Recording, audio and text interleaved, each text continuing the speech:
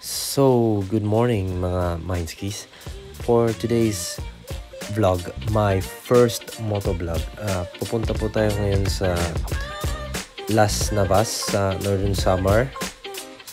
Kasama ko yung mga tito ko, tsaka yung pinsan ko, tsaka yung kapatid ko. So, tara! Without further ado, let's get right to it. Pero intro muna.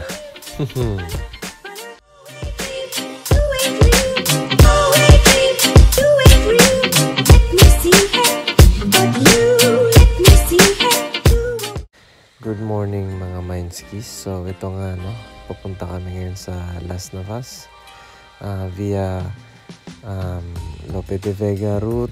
Pero bago doon, mag-stop over muna kami sa Catarman City para mag-lunch sa Mico Mico Beach. Yung distance po mula sa probinsya namin papuntang Las Navas is mahigit 140 kilometers, mga nasa 3 oras. So kung if balikan, mga 280. So bali 6 na oras yung total na kinonsume namin pag punta dun tsaka balik. Tsaka dahil sa power outage sa probinsya namin, napag-isipan namin ng mga tito ko mag long ride. Tsaka ito yung pinakauna kong hindi naman yung pinakauna, yung pinakamalayong na ride ko sa buong buhay ko. Pagpasensyahan nyo na ako kasi newbie lang ako dito sa mga ganitong klaseng rides. Kasi kakakuha ko lang din ng motor ko sa casa, which is Yamaha Mio Gravis 125. Pero yung mga kasama ko, mga 150cc na mga motor nila dalawa lang kami yung 125. Tsaka yung isa doon is 250cc. Maganda naman yung Gravis sa mga kurbada, pero rektahan na bigla na lang ako mawawala sa mga side mirror nila. 104 lang kasi yung top speed ng Mio ko. So, ito na nga yung Mico Mico Beach. Sobrang lamig ng hangin dahil sa amihan. Ang fresh kasi galing Pacifico na kasi itong dagat na to, kaya sobrang laki ng mga alon. Maganda kaya dito mag-surfing, pero medyo nakakatakot din, baka kainin ka ng dagat. Yun, diba? Ganda. White sand na rin, pero yung problema lang din dito,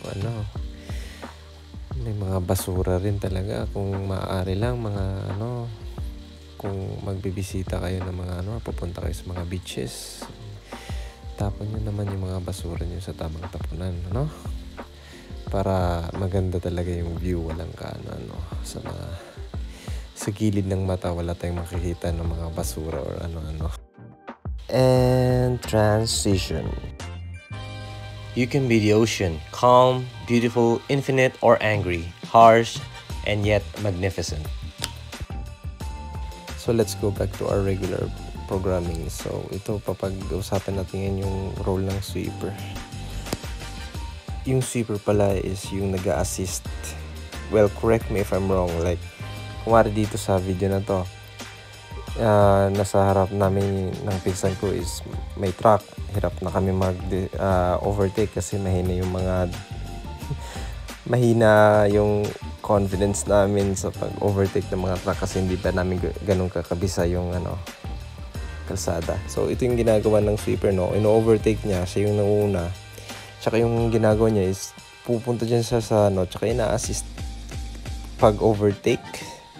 Ewan ko lang kung pinapabagal niya yung takbo niya para bumagal din yung truck, para hindi kami mahirapan mag-overtake.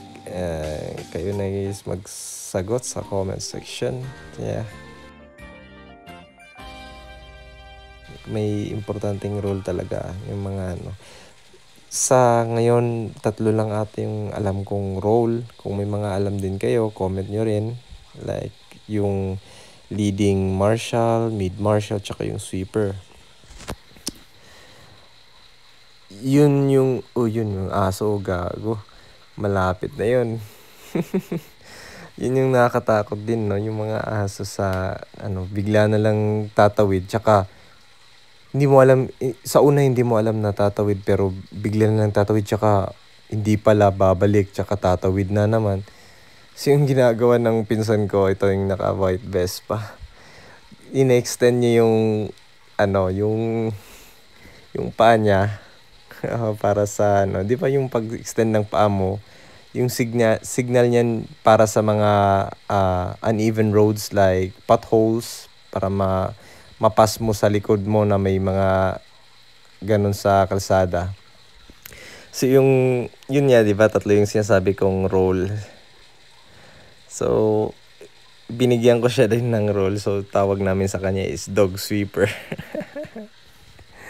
Well, enjoy the B-roll.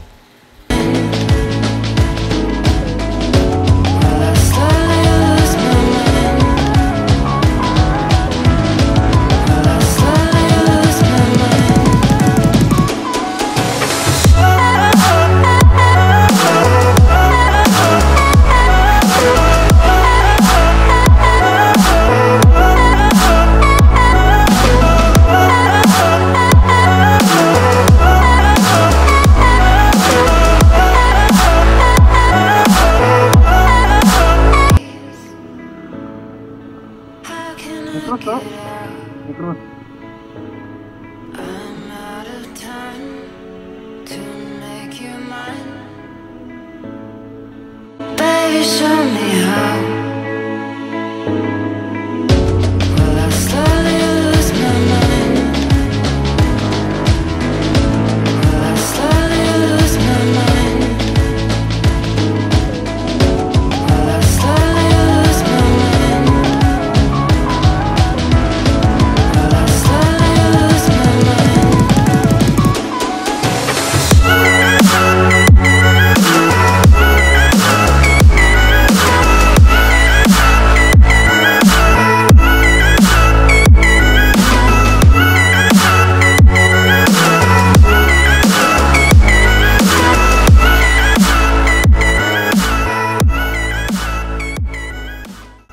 So yun nga lang talaga guys yung reason.